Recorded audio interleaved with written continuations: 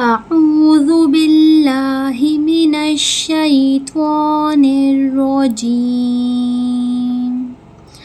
بسم الله الرحمن الرحيم سورة الكوثر مکیہ إنا أعطيناك الكوثر. یہاں دیکھیں نون مشدد آ گیا، یعنی حمزہ اور نون کو آپس میں ملائیں گے تو غنہ ہوگا، اور غننے کا مطلب ہے ناک سے آواز نکالنا. ٹھیک ہے، یہاں حمزہ کے اوپر مدہ آ گیا، یعنی ہم اس کو کھینچ کے پڑھیں گے، لمبا کر کے پڑھیں گے، مقدار کم نہیں کریں گے، زیادہ ہی رکھیں گے. ٹھیک ہے، یہاں پہ عین کی ادائیگی واضح طور پر ہوگی. تو یا زبر توئی، اس کو تئی نہیں پڑھ سکتے، توئی. نون کھڑا زبر نا، یعنی ایک الف کے برابر کھینچیں گے، اسے نہ نہیں پڑھیں گے، نا. ٹھیک ہے، یہاں پر یا لین آ گیا، یعنی یا کے اوپر ساکین.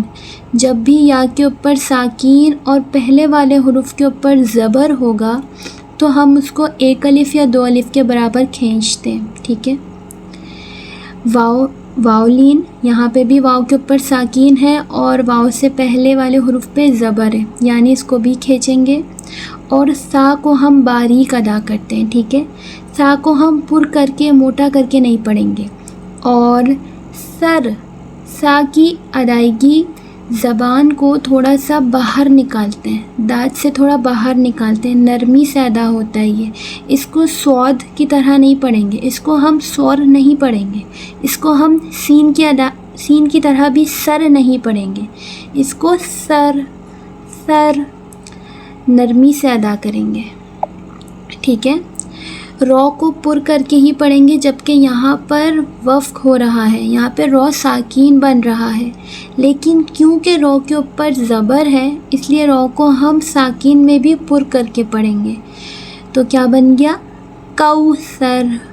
کوثر، سا کو نرمی سے، رو کو پر کر کے، واو لین ایک الف کے برابر کھینچیں گے، کوثر. یہاں پہ غنہ کریں گے اور کھینچیں گے، انا اعطیناک الکوثر. ٹھیک ہے، فصلی لربک وانحر.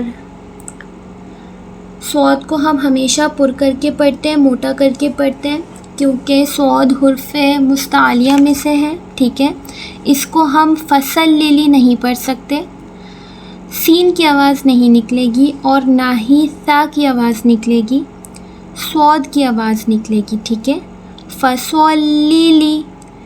رو اور با کو آپس میں ملائیں گے کیونکہ با مشدد آ گیا، اور جب ہم ملائیں گے تو ہم مضبوطی کے ساتھ پڑھیں گے، با کی آواز کلیئر پروناؤنس کریں گے.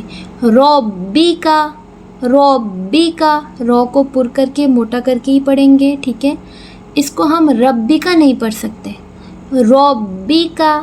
ٹھیک ہے، وانحر، یہاں پہ نون کے اوپر ساکین ہے اور اس کے بعد ہا ہے. نون ساکین کے بعد ہا اس بات کی طرف اشارہ کر رہا ہے کہ ہم یہاں پر اظہار کریں گے، یعنی ہم یہاں پر نون پہ کسی قسم کا غنہ نہیں کریں گے اور نون کی آواز کو کلیئر پروناؤنس کریں گے. ٹھیک ہے، ہا وسعت حلق سے ادا ہوگا، یعنی حلق کے درمیان سے. اور رو پہ ہم وقف کریں گے، رو کو پر کر کے، کیونکہ رو کے اوپر تو ساکین ہے لیکن رو سے پہلے تو زبر ہے نا. ٹھیک ہے، ان شانئک، حمزہ نون مطلب نون کے اوپر مشدد یعنی غنہ ہوگا. ٹھیک ہے، شین مدہ ایک الف کے برابر کھینچے گا، نی آ کا، تینوں پہ حرکت ہے. ٹھیک ہے، زبر زیر کی، یعنی یہ تینوں ایک مقدار میں پڑھے جائیں گے، نہ زیادہ کھینچیں گے نہ زیادہ ان کی مقدار کم ہوگی. ٹھیک ہے، ایک برابر پڑھیں گے. نی آ کا ہول، یہ ہا ہے. ٹھیک ہے، اس کو ہم بھاری پڑھتے ہیں، اس کو ہم ہول ہول ہول نہیں پڑھ سکتے، اس کو ہم بھاری کر کے ہول. اب تر، با پہ قلقلہ کریں گے. کل کے سبق میں بھی میں نے بتایا تھا کہ قلقلہ کے 5 لیٹرز ہوتے ہیں، قاف، تو، با، جیم، دال. با آ گیا یعنی قلقلہ لیٹرز میں سے ہے، با پہ قلقلہ کریں گے. تا ہمیشہ باریک ادا ہوتا ہے، ٹھیک ہے. اسے ہم اب طور نہیں پڑھ سکتے، اس کو ہم تر پڑھیں گے، ٹھیک ہے. تا ہمیشہ باریک ادا ہوتا ہے اور رو کو ہم پر کر کے پڑھیں گے کیونکہ رو کے اوپر پیش ہے، ٹھیک ہے. رو کو ساکین کریں گے وف کی وجہ سے، لیکن ہم اسے ایسے پڑھیں گے اب تر. یاد رکھیں رو کو موٹا کرنے کے چکر میں تا کی آواز تو میں کنورٹ نہ ہو جائے. تا کو باریک ادا کریں گے اور رو کو موٹا ادا کریں گے. اب تر. ترجمہ: اے نبی صلی اللہ علیہ وآلہ وسلم، ہم نے تم کو کوثر یعنی بہت زیادہ بھلائی عطا فرمائی، تو اپنے رب کے لیے نماز پڑھا کرو اور قربانی کیا کرو. کچھ شک نہیں کہ تمہارا دشمن ہی بے نام رہے گا. آج کی کلاس ہماری یہیں تک تھی. جزاک اللہ خیرا کثیرا.